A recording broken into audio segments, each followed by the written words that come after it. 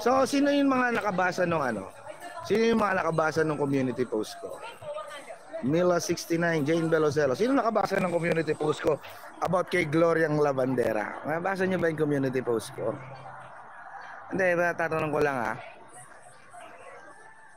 nabasa niyo. Ayan.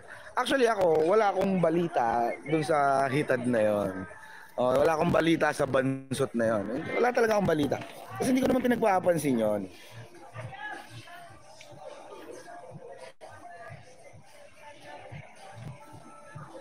Nga lang, syempre, magandang itapik yung sinabi niya. Actually, hindi ko nga napanood yung live.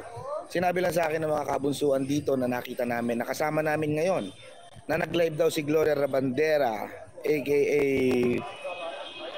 ano ba tawag ron? Bansot na, ewan, putang ina mo, ang suso. Ay, uncle. Ayan, so, yun nga.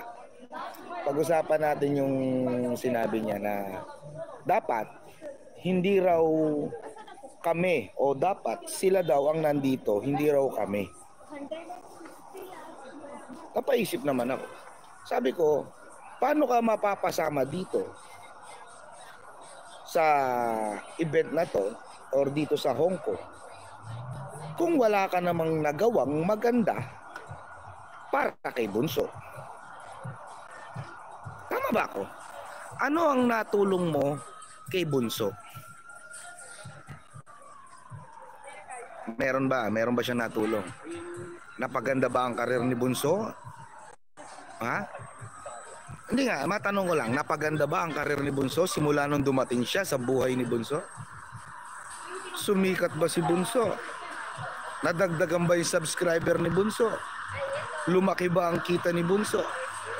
Kasi sa pagkakaalam ko, kaya ka nandito at kaya ka nagtsatsaga nung mga nakaraang kay Migs Molino. Dahil alam mo na super generous ang mga supporter niya. Pera lang din ang habol mo, tanga. Kaya nga bumuo ka na ng sarili mong team. Ginawa mo ng vlogger yung sarili mo. Nagbablog ka na dating hindi ka naman nagbablog, di ba? Nainggit ka, nag-asam ka, nabulag ka sa mga kinikita ng mga vlogger na dapat ikaw ang kumakamal. Kasi nga naman, feeling niya RM siya tapos ganito lang ang kita niya. RM siya tapos barya-barya lang siya. RM siya tapos dapat siya ang sinusunod. Gago ka pala eh. Bakit hindi ka nakipagbakbakan para kay Bunso? Yung sinasabi mong naninira kami, yung sinasabi mong diputa ka, na kaya kami, si Renz, Renz, nakalive lang ako, Renz. Yung sinasabi mo na dapat na kayo ang nandito, kasi hindi naman kayo naninira ng tao, sasagutin ko yan.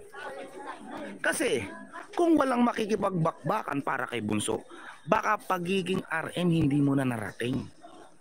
Yung pagiging RM, hindi mo mararating yan. Real talk tayo. Dahil kung hindi kami dumating dito, matagal nang walang nagsasalita, matagal nang walang bumuboses para kay Migs Molino. Sa tingin mo, kung ikaw ang nandito, kami ang wala, paano mo ipagtatanggol si Migs Molino? Marami mga silent supporter ang nagising, lumakas ang loob, nakipaglaban dahil sa pagdating namin sa community to. Ikaw nga, matanong ko, ano ang nagawa mo para kay Migs Molino? Isa ka rin ba sa dahilan ng pag-alis ng isang damukal na vlogger na tumitira kay Bunso? Tulad ng Timbirado. Dati rin team ni Merly. Isa ka ba sa dahilan ng pananahimik ng mga yan? Timbirador at Timtak. Noong mga panahon na binabanatan si Migs Molino ng Timtak at Timbirador, may ginawa ka ba? Naipagtanggol mo ba siya? Hindi, matanong ko lang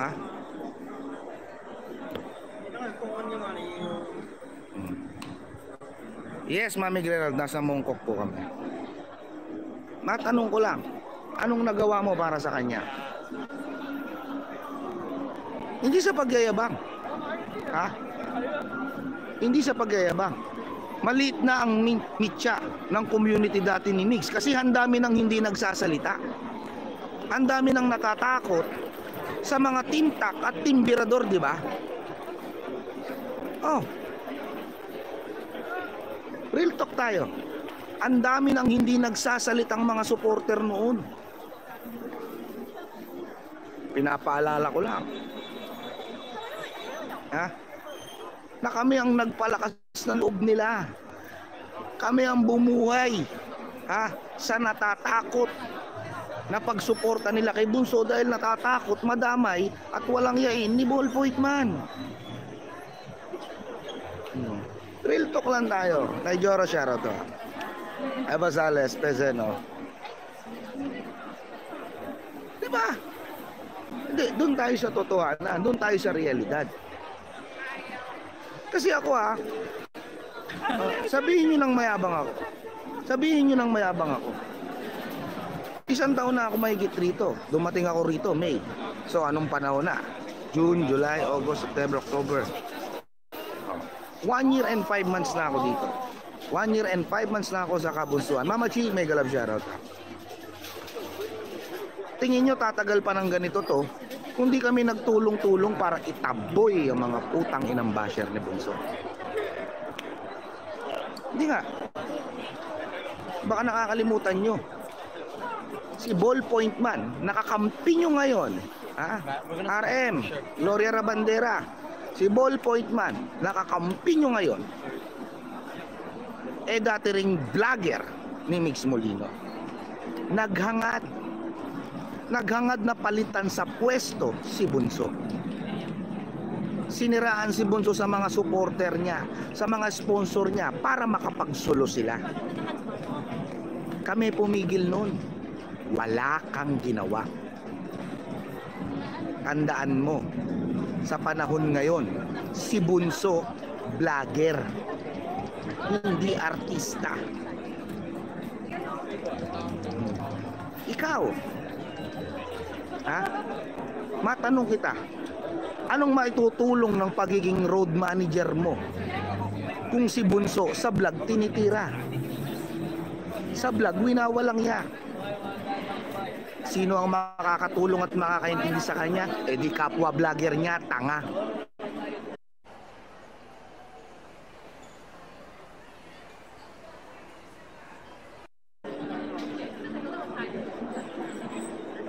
Gloria, matanong uli kita, pukin ng ina mo kang bansot o nuno sa punso ka.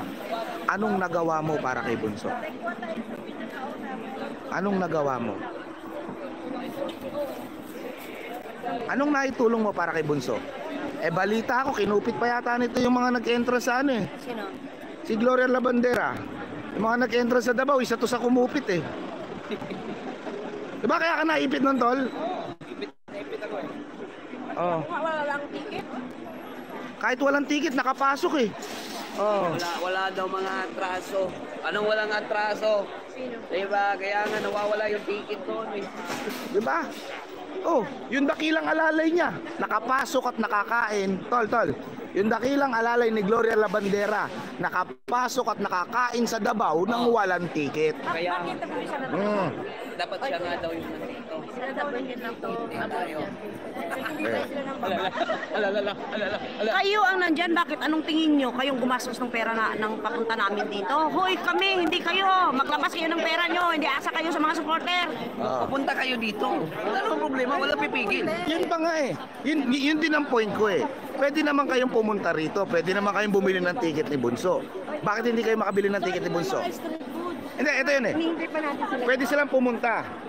Yes. Pumunta kayo, maglabas kayo ng pera nyo. Labas ng pera. Kung halimbawa nandito na nga sila. Bakit hindi sila makapasok? Wala silang lakas loob makapasok? Kasi alam nila na hindi sila harapin ni Bunso. Yung dakilang alalay mo, malaki utang ng pera kila Bunso, baka nakakalimutan mo. Ano ba Sa mga hindi nakakaalam. Ha? Night nga lang. Meron yan. Halo yan. Meron nga Adidas. New Balance halo din. Di ba? Kung di nyo alam, yung dakilang alalay niya, umutang ng pagkarami-raming pabango hanggang ngayon hindi pa bayad, di ba? Tubig nga lang inabot. Baka hindi nyo alam yon. Ilang taon nang hindi bayad yon. Hindi, sa mga hindi lang nakakaalam, yung dakilang alalay niya, sa tingin ko nga, kakuntsaba pa siya dun. Pinagkakitaan pa nilang dalawa eh. Pasensya na, hindi ko nagagana bakit nung nababasa. Nasa kalsada kasi ako, tumitingin-tingin ako sa paligid ko. Ay, ayoko nang banggitin kung sino yung dakilang alalay niya. Basta kilala nyo na. Lahat ng event nandun yun. Ng awarding, walang bayad yun.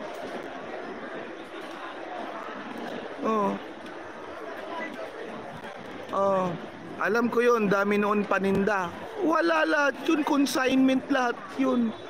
Wala siyang binayad ron. Ang mahirap niyan, nakabenta ka na, hindi mo pa sinurrender yung pera. Nabenta mo na yung pabango, kumita ka na, pati yung puhunan, hindi sinuli. Ay, thank you. Yun yung mahirap. Yun yung mahirap. At yun ang hindi alam ng mga tanga na supporter nila. Sabi ko nga, ako, hindi kita pinapansin pero nagpaparinig ka. Although hindi mo naman ako tinukoy, hindi naman di kita tinutukoy. Ang kilala kong Gloria Labandera, si Rupa May Quinto eh. Para sa mga nakakaalam lang, ako hindi naman sa nagmamagaling, hindi naman ako sa nagbibida-bida, pero putang ina, wala akong inutangan na pera dito.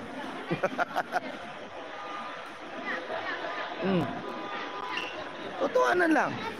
Alam nyo kung bakit? Na-trigger sila sa post ko.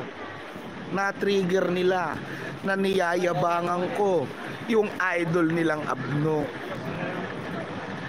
Di ba? Kaya alam mo naman, bata ni Gloria si Abno. Alam mo naman, trying hard na gawing artista ni Gloria si Abno. Sabihin yung hindi. Kaya nga lagi sinasama sa GMA7.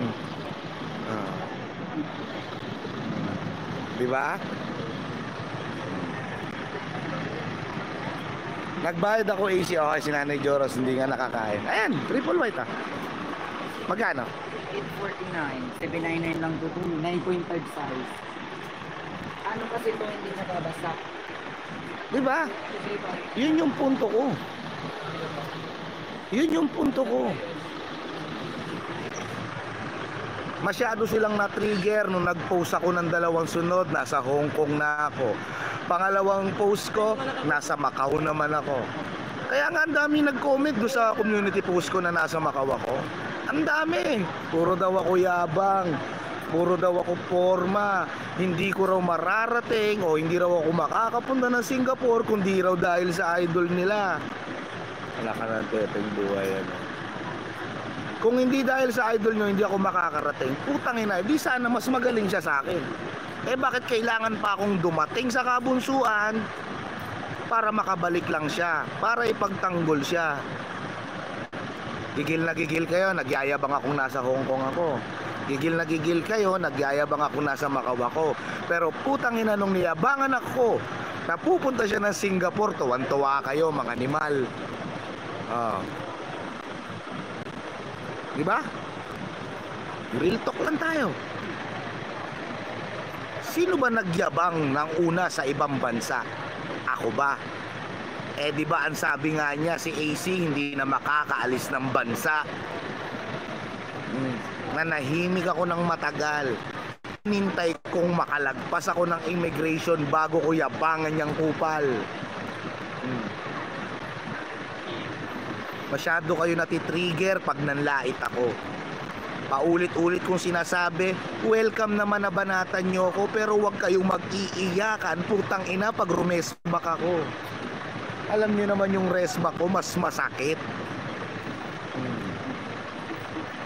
Meron pang nagsasabi na babagsak ka rin, AC. Sanay akong bumagsak.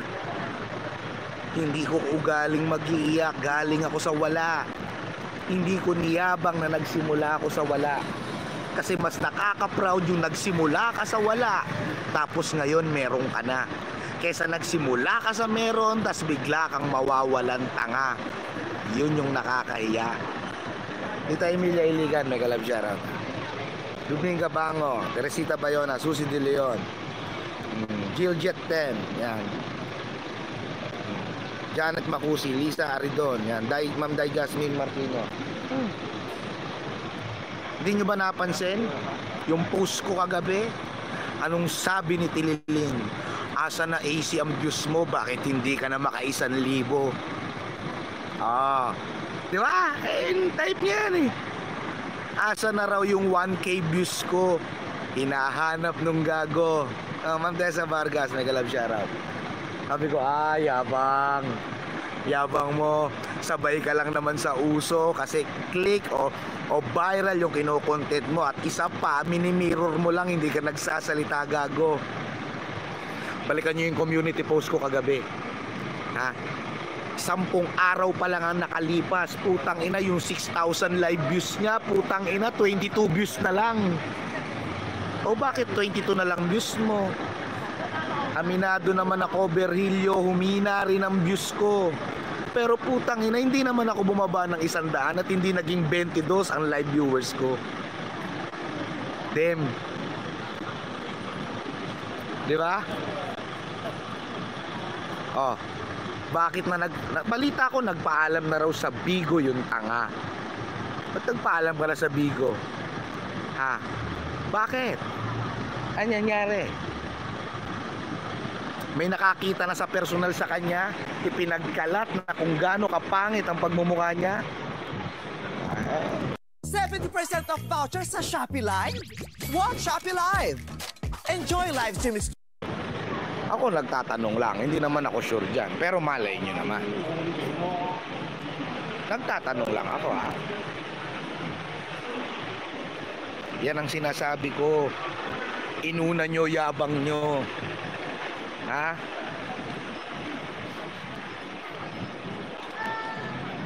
Ako nagpapakasarap lang talaga ako. Nakita nyo naman. Hindi ako naghahabol sa kita. Halos 1 linggo mahigit akong walang live. Chill lang.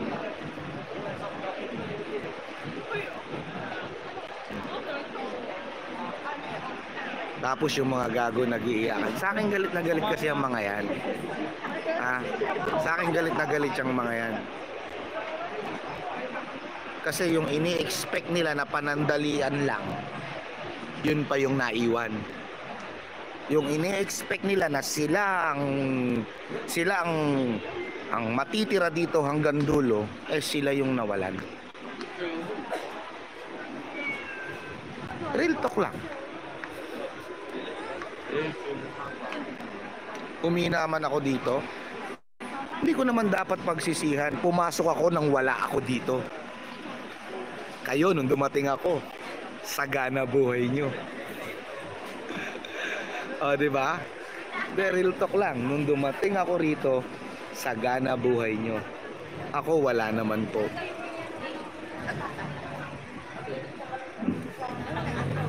Hindi, okay lang. Hindi ako iiwan ng mga yan, na Nanay Joros. Well, mas mahal doon. Saan? Sa night? Mahal dito. 749, 649 lang. Sinabi na rin sa akin yan Nay Marie ito, Nay. Sensya na po, nakaload ako Lahat. Tatlong school. Diba? Basta ako, chill lang. Buti pa nga ako, Berilio, nakaka 500 views pa Partida, hindi pa ako gano'n nagla-live, may 500 pa. Ikaw, 20 na lang views mo. Kagabi, ni-screenshot ko yun 25 minutes ago, ang inang yan, 22 views. Yan talaga. Ang dami nag-iyakan sa post ko kasi tol. Dun sa ano, nasa Macau na ako, nasa Pilipinas ka pa rin. Tawag dun karma. Takin na niyabang-yabangan mo ko. Ngayon ikaw niyabangan ko, nag-iiyakan mga supporter mo. Yung mga Diba? supporter nga nila iba, nanlilimos daw tayo sa Hong Kong eh. At least kami nanglilimos sa Hong Kong. Hindi sa Pilipinas. Hindi sa Philippines. Pangalawa, yung mga basher dyan, mamamatay na lang kayo, hindi pa rin kayo naka-Hong Kong. Diba? Kami masaya sa Hong Kong. At least Ihaw ma! Iyaw, man.